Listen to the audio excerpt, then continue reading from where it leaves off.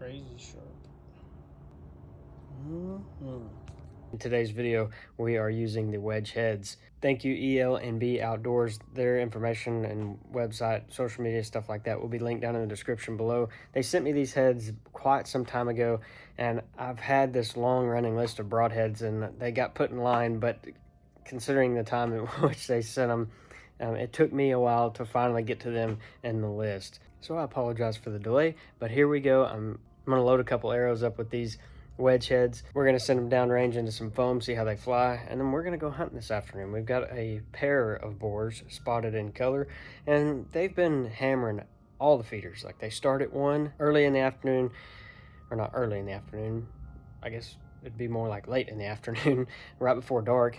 And then they hit the other 2 feeders on the same property. They just bounce between 3 of them all night long. So we're going to get after them. I've also had a group of shotes running around. They might show up. I'm not entirely sure just yet, but it's a beautiful day, beautiful weather. And I'm excited to be bow hunting and testing a new broadhead that I've never used before. You guys enjoy this one with me.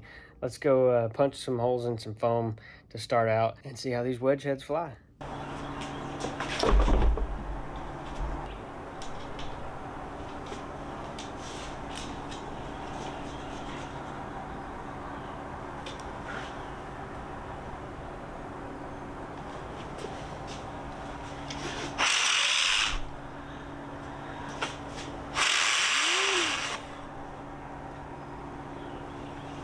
Feel good.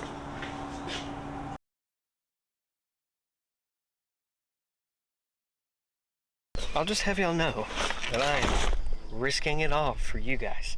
I got T-storms a brewing, and what I'm thinking is that they're gonna go right past me, right on the edge of me. And it looks like it's kind of starting to fizzle out anyway, and I'm hoping that that's what happens. But I showed you guys just a second ago the old Wedgehead. This is what we're running tonight. Thank you, EL&B Outdoors, for sending me these broadheads to give a test run on. Never seen anything quite like it, and I'm excited to give it a go. Backed up as usual with a stock archery silent series arrow. I'm kind of running a little bit low on them. Only got a few left in my quiver, but that's okay. We're gonna make the best of it for tonight. This is a Matthews V3X. It's coming in at 75 pounds, gas strings. My overall arrow weight with the broadhead is about 500 to 510, somewhere in that ballpark. I got my thermocell, I got plenty of water, and I got a bow that's pretty accurate. So let's go hit the stand. I got a pair of hogs spotted, and I'm really looking forward to letting an arrow fly. Let's hope we don't get rained out, and let's make a mad dash for the stand. I'm actually surprisingly on time, or a little bit early for this hunt, so I got at least that going for me.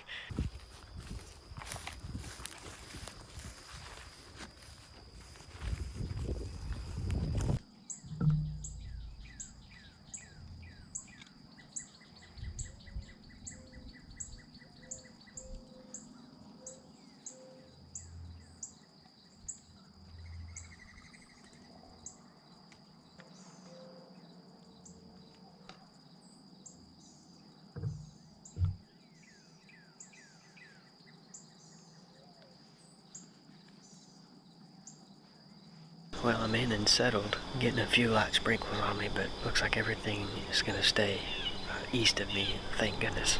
But since I'm in and settled, I wanted to share the verse of the day with you guys. It comes from 1 Chronicles 29, verse 11. It says, "Yours, O Lord, is the greatness, the power, the glory, the victory, and the majesty. Everything in the heavens and on earth is yours, O Lord, and this is your kingdom.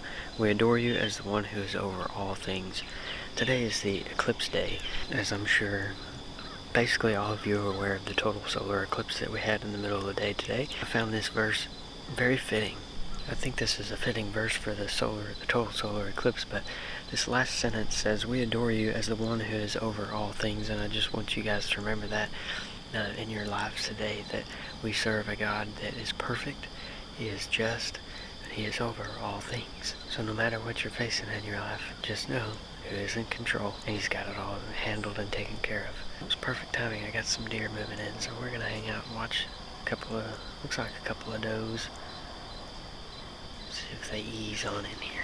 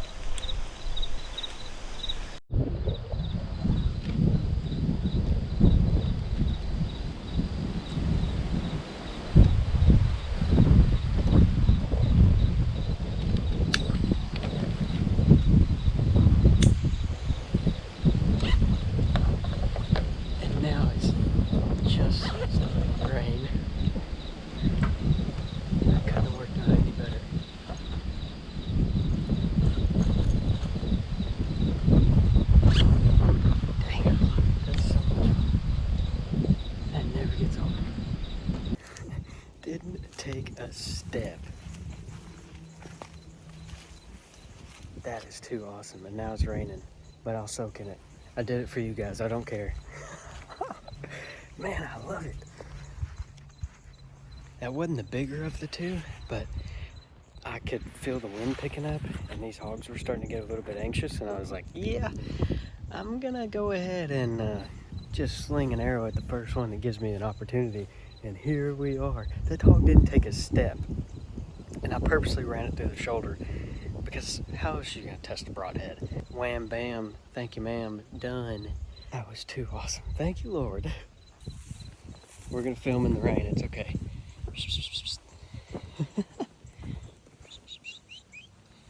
Oh, yes.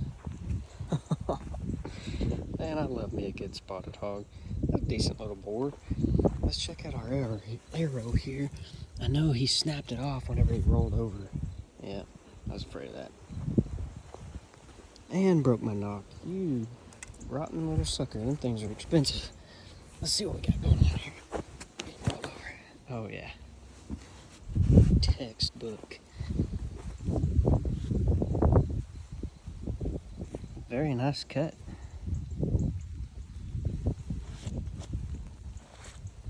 Awesome, awesome.